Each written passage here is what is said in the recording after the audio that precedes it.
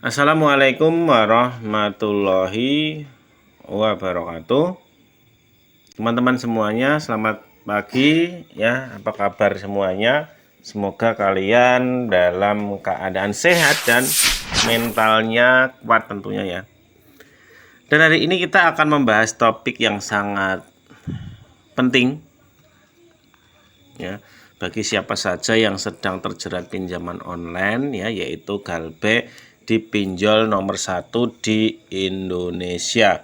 Dan banyak dari kita yang merasa sangat bersalah atau ketakutan saat tidak bisa membayar.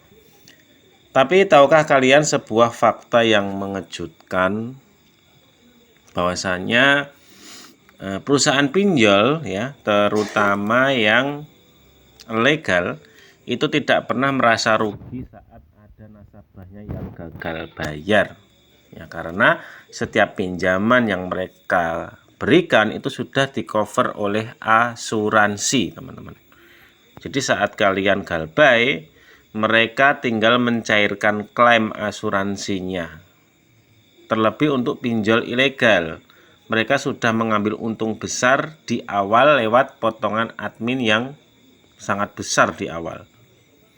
Jadi jangan biarkan rasa takut itu terus menghancurkan hidup kalian, teman-teman. Oke, selanjutnya kita membahas terlebih dahulu terkait mengapa DC itu selalu bisa menemukan data kita. Jadi banyak yang bertanya kenapa? Ya, di sini misalkan sudah ganti nomor ya, ganti nomor HP kita, bahkan sudah ganti HP baru tetapi DC masih bisa tahu nomor kita. Jawabannya itu adalah karena mereka memiliki 1000 cara untuk meretas ya, atau istilahnya menghacking gitu ya, meretas informasi. Salah satu alatnya adalah aplikasi seperti GetContact, teman-teman. Jadi DC akan mencari nama kita dan melihat bagaimana teman atau kerabat menyimpan nomor baru. Selain itu, saat kalian meregistrasi kartu SIM baru menggunakan NIK, KTP, dan KK, data tersebut bisa terlacak karena sistem mereka terhubung dengan database tertentu, teman-teman. Gitu. Jadi misalkan kita ganti nomor ya 10 kali pun tidak akan menjamin kita bebas dari teror jika mental kalian belum siap. Nah, kemudian selanjutnya masuk ke daftar pinjol nomor 1 di Indonesia ya, dan karakteristiknya ya, mari kita bedah beberapa pinjol kelas atas yang paling banyak digunakan dan memiliki risiko terbesar saat Galbay, teman-teman. Nah, di sini kita ketikkan dulu ya, yakni ada yang namanya S-Pinjam ya.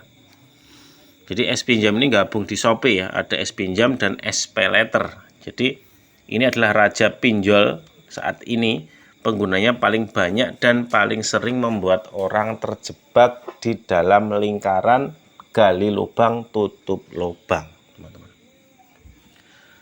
Kemudian selanjutnya adalah ada kami. Jadi sangat cepat ya dalam mencairkan limit besar. Meski DC lapangannya belum merata, tetapi mereka sangat disiplin melaporkan ke Slik OJK buat nasabah mereka yang gagal bayar. Kemudian selanjutnya ada Kredivo, teman-teman.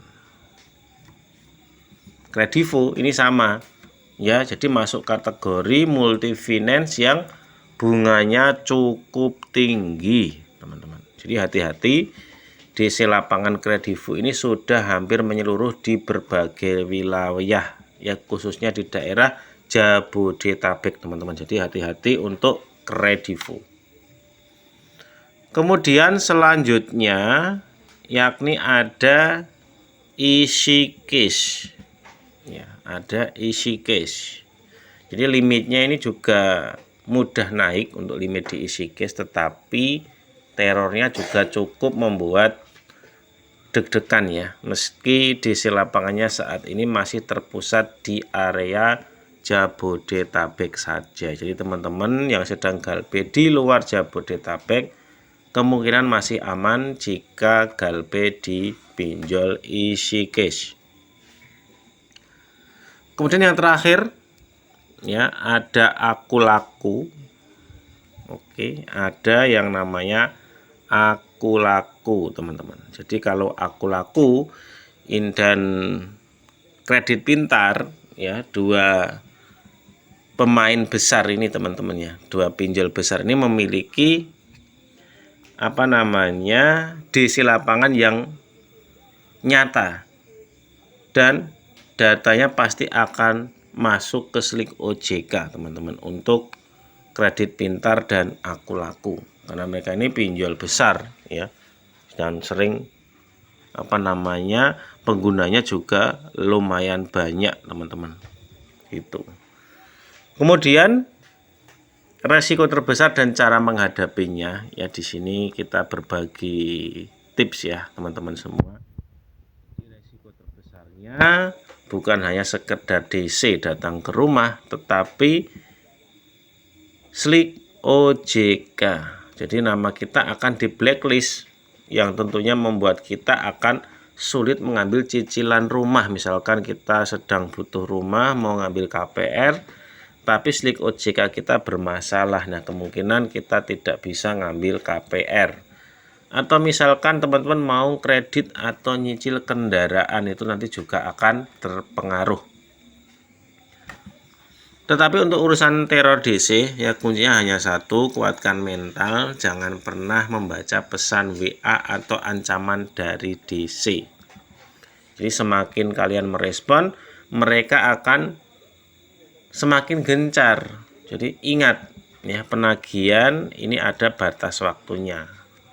Biasanya saat perusahaan pinjol itu sudah lelah dan asuransi mereka cair, teror tersebut akan berhenti dengan sendirinya teman-teman, karena mereka tadi ya punya klaim asuransi di awal.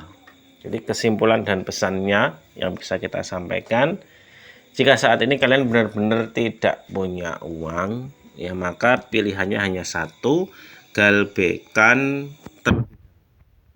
paksakan diri meminjam di tempat lain hanya untuk menutupi hutang lama. Jadi fokus pada kebutuhan keluarga dan perbaiki hidup kalian teman-teman gitu. Dan terus percaya masalah pinjol akan selesai pada waktunya. Tetap fokus, perbaiki ibadah, dan jangan biarkan aplikasi di HP merampas kebahagiaan keluarga kalian. Terima kasih sudah mendengarkan, tetap semangat dan selalu waspada tentunya. Assalamualaikum warahmatullahi wabarakatuh.